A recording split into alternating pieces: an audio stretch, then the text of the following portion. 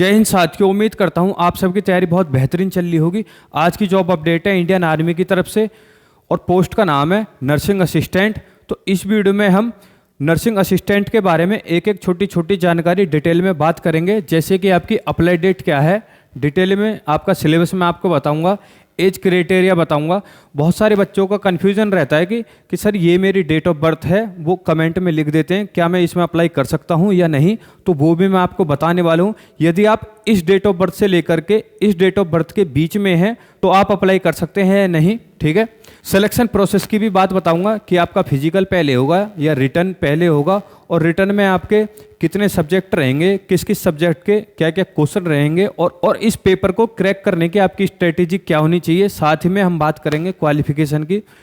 Nursing assistant को लेकर के बहुत सारे बच्चों के मन में डाउट है कि सर इसकी एग्जैक्ट क्वालिफिकेशन क्या है, ठीक है। और साथ में मैं आपको बताऊंगा यदि आप इस पेपर के लिए तैयारी करते हैं तो आपको कौन सी किताब पढ़नी चाहिए जिससे आप ये वाला पेपर इजीली निकाल लें।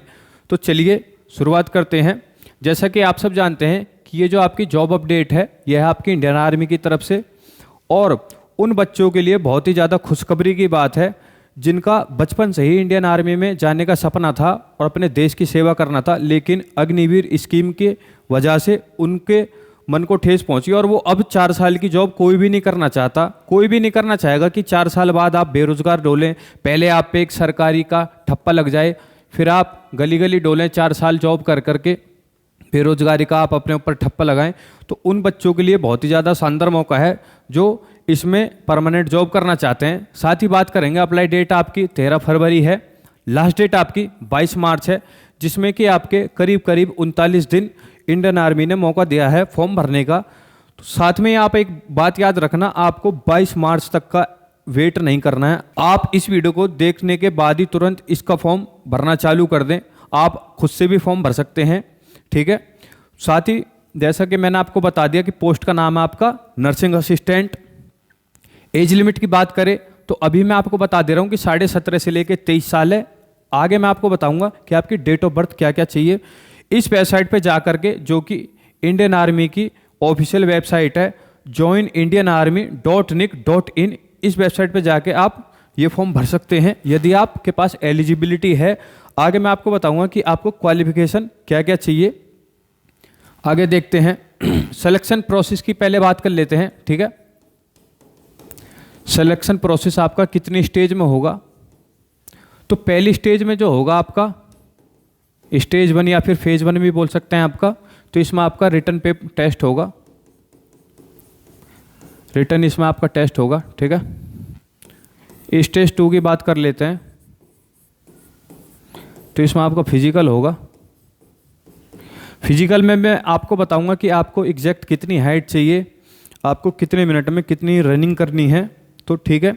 आगे देखते हैं, बात कर लेते हैं इसकी एजुकेशन क्वालिफिकेशन की, और इसको हम कैटेगरी में रखते हैं सोल्जर टेक्निकल। ये रहा आपका NA, जिसको हम फुल फॉर्म में नर्सिंग असिस्टेंट भी कहते हैं। N से नर्सिंग, A से असिस्टेंट, ठीक है। क्वालिफिकेशन की बात करें तो आपकी इसमें 12th क्लास होनी चाहिए साइंस स्ट्रीम से, और साइंस स्ट्रीम में भी आपका 2 सब्जेक्ट आते हैं, फिजिक्स केमिस्ट्री बायोलॉजी। एक तो हमारा इससे होती है 12th क्लास साइंस स्ट्रीम से, दूसरी हमारी मैथ से, ठीक है। यदि आपके 12th क्लास में फिजिक्स केमिस्ट्री तो होने ही चाहिए, तो साथ में आपके होनी चाहिए बायोलॉजी। यदि आपने 12th क्लास मैथ से की है तो आप इसमें फॉर्म अप्लाई नहीं कर सकते हैं। साथ में ही इन्होंने एक कंडीशन और रखी है कि आपकी 12th क्लास में इंग्लिश होनी चाहिए, साथ में आपके इंग्लिश में 50% नंबर भी होने चाहिए। और ये जो ऊपर सब्जेक्ट मेंशन किए हैं, जो बताए गए हैं फिजिक्स केमिस्ट्री बायोलॉजी, इनमें एक एक सब्जेक्ट में आपके 40-40 नंबर कम से कम होने चाहिए, तभी आप इस फॉर्म को भर सकते हैं। साथ में इन्होंने एक और चीज़ बताई है, यदि आपके पास ये क्वालिफिकेशन नहीं है तब भी आप फॉर्म भर सकते हैं, लेकिन आपके पास 10+2 होनी चाहिए साइंस स्ट्रीम से ही, और आपके सब्जेक्ट होने चाहिए फिजिक्स केमिस्ट्री बॉटनी और जूलॉजी। साथ में ही जैसे कि ऊपर आपकी कंडीशन दी हुई है कि आपकी 12th में इंग्लिश भी होना चाहिए, और साथ में आपके 50% नंबर आए हों या फिर उससे ऊपर आए हों। यदि आपके इंग्लिश 100 नंबर का पेपर है तो आपके 50 नंबर होने ही चाहिए। अगर आपके 49 नंबर हैं तब भी आप इस फॉर्म को नहीं भर सकते हैं। साथ ही बात करें 40% आपको हर एक सब्जेक्ट में लाने पड़ेंगे। जैसे फिजिक्स में आपके 40% होने चाहिए, केमिस्ट्री में, बोटानी में, जूलॉजी में 40% होने चाहिए। एज आपकी 17.5 से लेके 23 साल है।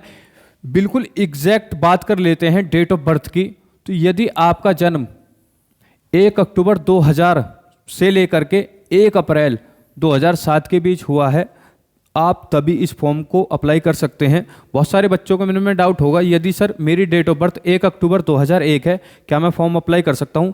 जी हाँ, यदि आपकी डेट ऑफ बर्थ 1 अक्टूबर 2001 है तब भी आप इसका फॉर्म भर सकते हैं। यदि आपकी जो डेट ऑफ बर्थ है वो सितंबर 2001 है तो आप इसका फॉर्म नहीं भर सकते हैं।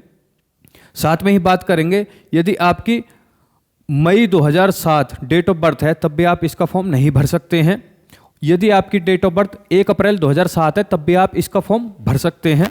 चलिए आगे बात कर लेते हैं एग्जाम पैटर्न की। तो एग्जाम पैटर्न में आपके 5 सब्जेक्ट रहेंगे। आपकी जो क्वालिफिकेशन मांगी गई है, जैसे 12th में आपके फिजिक्स, केमिस्ट्री, बायोलॉजी मांगे गए हैं, उसी के हिसाब से आपका एग्जाम पैटर्न भी यहाँ पे सेट कर दिया गया है। तो आपके 12th में तो इनको मैथ नहीं चाहिए, लेकिन पेपर में आपको मैथ जरूर देंगे। मैथ में इनको 5 क्वेश्चन 20 नंबर के हैं। एक क्वेश्चन आपका जो रहेगा वो 4 नंबर का रहेगा, यानी 5 क्वेश्चन मैथ के 20 नंबर के, जीके के 10 क्वेश्चन 40 नंबर के, फिजिक्स के 5 क्वेश्चन 20 नंबर के, केमिस्ट्री के 15 क्वेश्चन 60 नंबर के, बायोलॉजी के 15 क्वेश्चन आपके 60 नंबर के। टोटल आपके जो क्वेश्चन रहेंगे वो रहेंगे 50 और जो आपके मार्क्स रहेंगे वो रहेंगे 200। तो अगर एग्ज़ाम स्ट्रेटेजी की बात करें, यदि आपने सिर्फ केमिस्ट्री और बायोलॉजी पे पकड़ बना ली तो आपके 120 नंबर में से आप कितना भी कम करोगे तो आपके 90 नंबर तो आ ही जाएंगे, कितना भी कम करोगे। और इसके जो क्वालिफाइंग मार्क्स हैं, यानी कि आपकी स्टेज 1 क्लियर करने के लिए कम से कम आपको 80 नंबर चाहिए। और यही 2 आपको सब्जेक्ट यदि आपने अच्छे से पढ़ लिए और आपने पढ़े हो, कम से कम 10th में और 12th में आपने ये सब्जेक्ट अच्छे से पढ़े हो, तभी आप 90 नंबर तक जा सकते हैं। और साथ ही मैं आपको बात बता दूं, बहुत सारे बच्चे पूछते हैं कि सर ये सब्जेक्टिव होगा या फिर ये ऑब्जेक्टिव होगा, एमसीक्यू बेस पे होगा।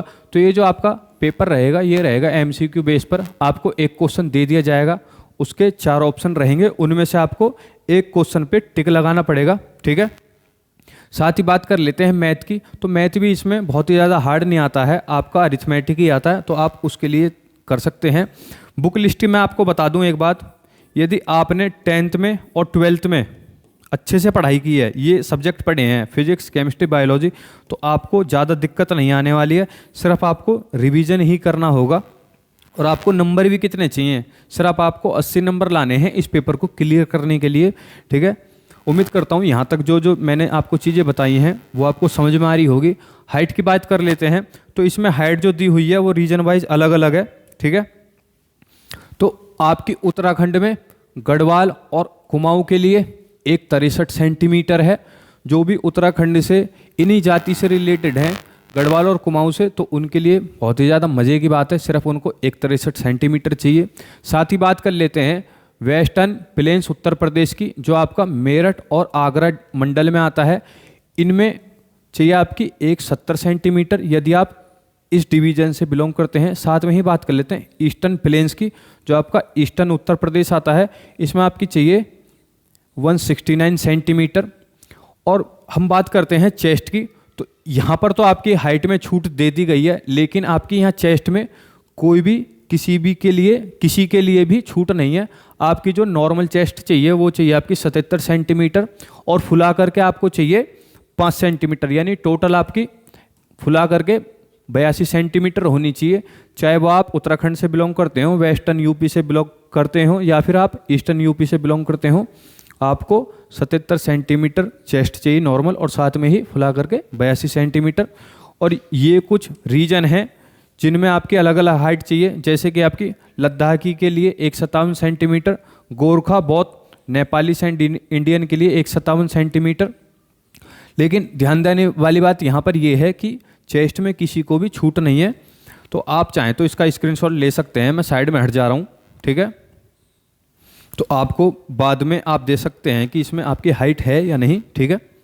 चलिए आगे देखते हैं। आपके ये जो आपका पेपर हो जाएगा उसके बाद आपका फिजिकल मेजरमेंट होगा, देन उसके बाद आपका रैली के तहत आपका चयन किया जाएगा।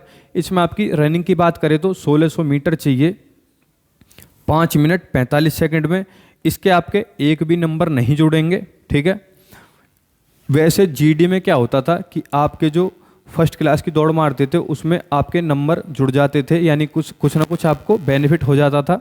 लेकिन इसका जो पीएफटी है यानी कि फिजिकल फिटनेस टेस्ट, इसमें आपको सिर्फ क्वालिफाई करना है, ठीक है। बीम की बात करें तो आपको पुलअप्स करने होंगे, ये भी आपके क्वालिफाइंग है। 9 फीट का आपको गड्ढा पार करना होगा छलांग मार करके, वो भी आपका क्वालिफाइंग है। और जिग जैग बैलेंस पे आपको चलना होगा, ये भी आपका क्वालिफाइंग नेचर का है, ठीक है। तो साथ ही बात कर लेते हैं कि आपको नर्सिंग असिस्टेंट का पेपर निकालने के लिए कौन सी किताब पढ़नी पड़ेगी। तो मैं आपको सजेस्ट करूंगा अरिहंत पब्लिकेशन की, जो कि डेडिकेटेड है आपकी नर्सिंग असिस्टेंट के लिए ही, ठीक है। आपको अलग अलग सब्जेक्ट के लिए अलग अलग किताब पढ़ने की ज़रूरत नहीं है, इसी में इन्होंने सारी चीज़ दे रखी है। तो आप इसको अच्छे से पढ़ सकते हैं, इसी से आपका बिल्कुल इतना हो जाएगा कि आपके 200 में से 80 नंबर बन जाएं, ठीक है, आप क्वालिफाइंग कर जाएं, ठीक है। चलिए आज की वीडियो में इतना ही। उम्मीद करता हूं कि जो मैंने आपको नर्सिंग असिस्टेंट के बारे में बताया है, आपको एक एक छोटी छोटी जानकारी मिल गई होगी। यदि आपका अभी भी कोई डाउट रह गया है तो वीडियो में आप कमेंट कर देना। यदि मुझे लगेगा कि ये जेन्युइन कमेंट है और बताने वाली बात है तो मैं बिल्कुल उसका 100% रिप्लाई करूँगा।